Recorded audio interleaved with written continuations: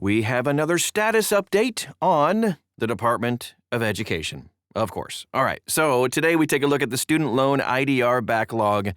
We're still hovering like around 800,000. We're going to get to it in just a second. Welcome to the College Investor Audio Show. Just a quick reminder, anytime you hear a topic on the podcast, you can always check out the article with it. And when you're inside the article, you can see all the resources and the links that we provide at thecollegeinvestor.com. Also, you can follow us and like us and all the things on social media.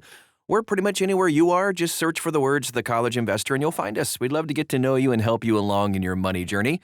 All right, let's take a look at this. The Department of Education has filed its first status report. You can dive into that report if you want to. There's a PDF file at thecollegeinvestor.com. Since the government shut down in response to its lawsuit with the American Federation of Teachers. The report offers a quick snapshot of how income-driven repayment and public service loan forgiveness backlogs are moving along and where they remain stuck. The report was filed on December 15th in federal court, and it was delayed because of the whole government shutdown thing, October, November, and covers activity through the end of November. It follows a series of monthly disclosures required by the court after borrower advocates sued, alleging widespread delays and failures in student loan forgiveness processing. The previous report was filed way back in September. The new filing shows that while application processing has picked up a bit, hundreds of thousands of borrowers are still waiting for decisions about changing repayment plans, and the backlog of those waiting for PSLF buyback has continued to grow. Let's take a look at that IDR processing backlog. According to the status report, the Education Department and its loan servicers decided 245,441, to be exact, IDR applications in November, exceeding the estimated 150,000 or so new applications received that month. That imbalance helped bring the total pending IDR applications down to just over 800,000 as of November 30th.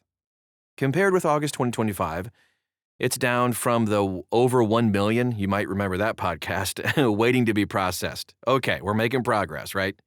The department also reported just 170 IDR loan discharges during November, all under the old IBR plan.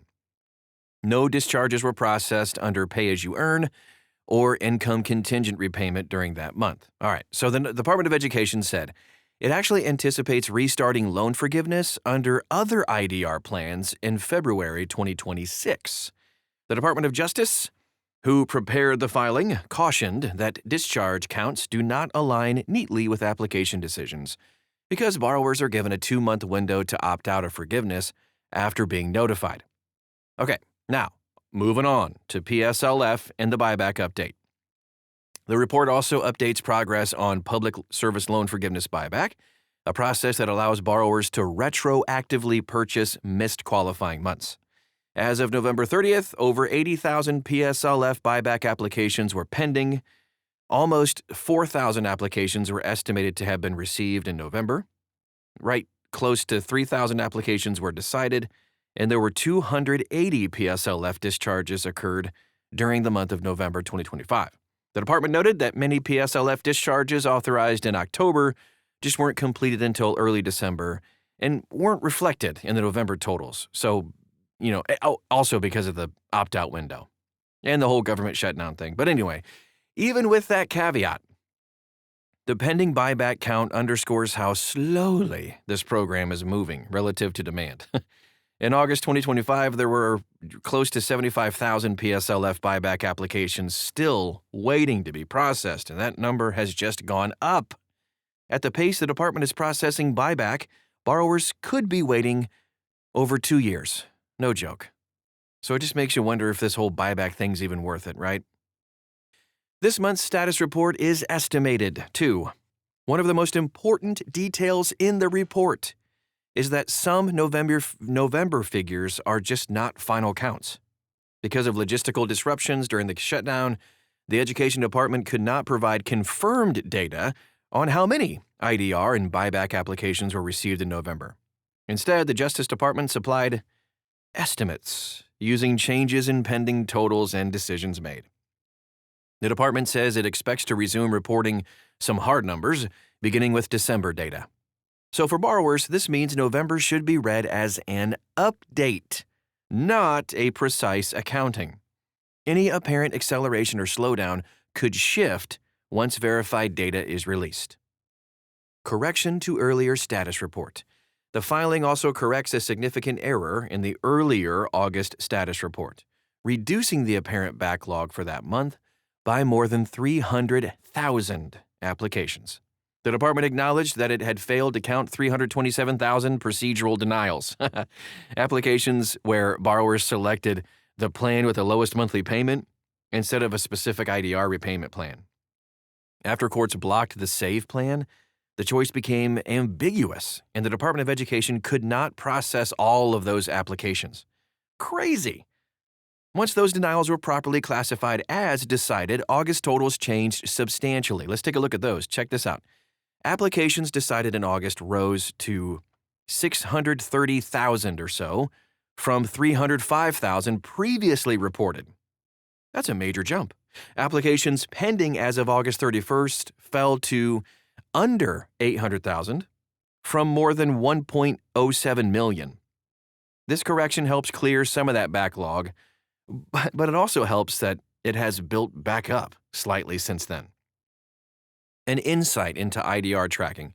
So in new insights, the Education Department provided an overview of how it identifies borrowers who qualify for IDR forgiveness. The department confirmed that it does not run a centralized review to determine when borrowers reach forgiveness thresholds. Instead, they do these things. Loan servicers track qualifying payments and report them to the National Student Loan Data System, NSLDS, and then the NSLDS checks forgiveness eligibility irregularly. At present, only income-based repayment accounts are automatically checked. Other IDR plans aren't really fully programmed into the system yet. Officials said the system is expected to begin checking all IDR plans on a regular, every other month basis starting in February 2026. Until then, borrowers who qualify for forgiveness are going to face delays. And you might have to continue making payments even after crossing the threshold. Sorry, the department reiterated that excess payments will be refunded once discharges are processed. It'll work out. Also, when it comes to the potential tax bomb thingy, the date that matters for taxes is when you pass the threshold, not when the forgiveness is actually processed. If you want to find out more about the tax bomb, you can check out a bunch of info we have at thecollegeinvestor.com. Here's what borrowers need to know right now. If you're navigating IDR or PSLF, the latest report offers kind of a mixed picture for you. Processing has resumed after the shutdown, and the IDR repayment plan backlog is shrinking in aggregate. At the same time, the PSLF buyback backlog continues to grow. Borrowers who believe they have reached forgiveness thresholds should continue monitoring their accounts and maintain documentation of qualifying payments. It's also essential that these borrowers are enrolled in IBR, ICR, or Pay, not Save, as the recent SAVE settlement confirms that time-based loan forgiveness will not be processed for those in SAVE. Given that nearly 7 million borrowers will need to leave SAVE, and at the peak, the Department of Education only processed 305,000 or so applications back in August, kind of fair to say that this transition is going to take a little bit of time. The court-ordered reports provide transparency, but it's also clear that progress is incremental, not immediate. That is our show for today. Clear as mud? I hope so. It is crazy, all the Department of Education stuff going on. But you can follow along, you can dive deeper, you can get all the information you need, ask questions, get to know us and everything. Follow us and like us on social media. Just search for The College Investor. You'll find us. Check out thecollegeinvestor.com. We got all the links and resources for you right there as well. Thanks again for stopping by today, and we'll talk to you again real soon.